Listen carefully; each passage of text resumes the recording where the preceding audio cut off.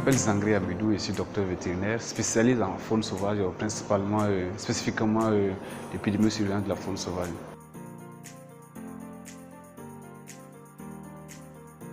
Notre métier consiste en quelque sorte à administrer, disons, à faire la clinique, à soigner les animaux de rente, c'est-à-dire les bœufs, les ovins, les caprins et autres, également au niveau des animaux de compagnie tels que les chiens, les chats, les animaux que nous avons autour de nous.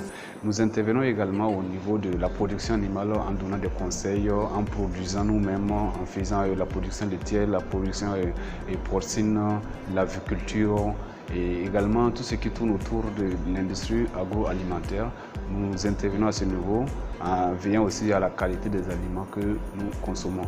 Nous intervenons au niveau également de la santé publique, au niveau de la prévention contre des maladies zoonotiques, c'est-à-dire les maladies telles que Ebola et autres. C'est ce qui fait l'objet de ma spécialisation, où nous intervenons au niveau des pathologies que nous trouvons au niveau de la faune sauvage qui pourraient se transmettre à l'homme. Le vétérinaire, en quelque sorte, il est l'épicentre de tout. Il administre des produits, il peut être pharmacien, il peut être clinicien, il peut être au niveau de la rue, même au niveau de l'environnement, au niveau des aires protégées et autres.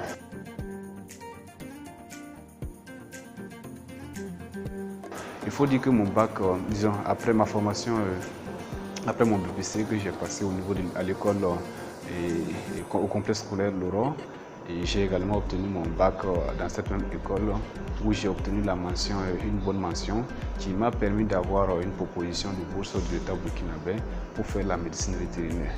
Bon, il faut dire qu'à ce moment, je n'avais pas grande idée par rapport à cette profession. Et ce qui m'a poussé donc à me renseigner auprès des aînés, parce que pour moi, et en tout cas pour le sens commun des personnes au Burkina, on pense toujours que le vétérinaire est celui qui tient une seringue et qui court derrière les chiens et chats. Et ce que nous avons tous gardé en nous. Et lorsque je me suis approché vers certaines personnes, on m'a dit que le vétérinaire, c'est quelqu'un qui est au centre du développement rural. Et bon, ce qui m'a un peu poussé à adopter cette profession, parce que le Burkina Faso est un pays à vocation agricole où l'élevage occupe une place très importante. Et je suis venu à l'école vétérinaire de Dakar, qui est la seule école dans la sous-région qui forme des docteurs vétérinaires. Et quand je suis arrivé, bon, il faut le dire qu'au début, je n'étais pas très convaincu par rapport à mon choix, parce que je me disais que j'ai fait un bon choix en venant ici, disons, apprendre la médecine vétérinaire, ce qui a fait que les 2 premières années, je poussais juste pour pouvoir chercher à valider. Je ne cherchais pas l'excellence, si je peux le dire ainsi.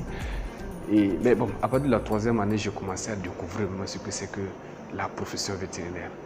Comment le vétérinaire doit fonctionner, quelle est la place que le vétérinaire occupe au niveau du développement de notre pays et quelle place il occupe au niveau de la santé publique.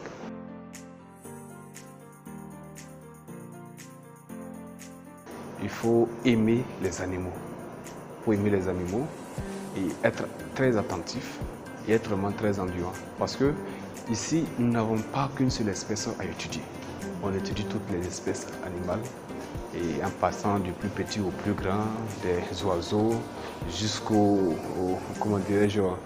dromadaires et en passant par les bovins, les caprins, et chiens, chats, poissons, tout. Ce qui fait qu'on on devait toucher à du tout.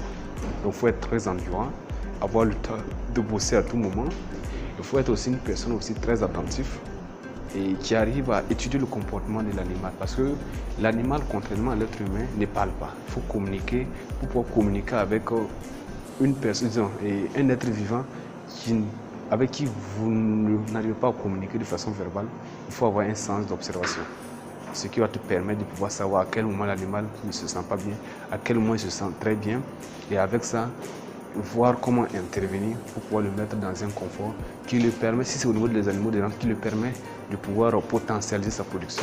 Et si c'est au niveau des animaux domestiques, disons les animaux de compagnie, qui lui permet d'être dans un confort ou qui garantit même la sécurité même des personnes avec qui vous vivez. Et pour paraphraser Pavlov, que tout le monde connaît, pour tous ceux qui ont fait des séries scientifiques, Pavlov disait ceci, que si le médecin soigne l'homme, le vétérinaire lui soigne l'humanité. Parce qu'il doit toucher du tout, prévenir ce qui pourrait arriver à l'homme. Et le conseil que j'ai à donner à toute personne qui souhaiterait en tout cas s'engager au niveau de la médecine vétérinaire, d'aimer vraiment ce qu'on fait, savoir écouter, se renseigner, après le bac, se renseigner vers les domaines porteurs, bien sûr en tenant compte de ce qu'on aime. Quand on choisit une profession qu'on n'aime pas, parce que peut-être que voilà, c'est là-bas qu'il y a l'argent et autres, se laisser influencer par vraiment se dire, ça va nous pousser à ne pas être performant, ou bien à débuter et ne pas terminer, ou bien mal terminer. Également, je vous encourage en tout cas à visiter en tout cas les plateformes telles que le Grand Frère. Vous avez l'opportunité aujourd'hui que le Grand Frère vous est là en tout cas pour vous aider à vous orienter, ce que nous n'avons pas eu la chance d'avoir. On doit s'orienter par rapport à ce que nous aimons. Le Grand Frère vous donne cette opportunité et j'encourage en tout cas toute personne qui souhaiterait en tout cas soutenir ce type d'initiative à le faire, car aujourd'hui nous devons orienter notre formation par rapport aux besoins de notre pays.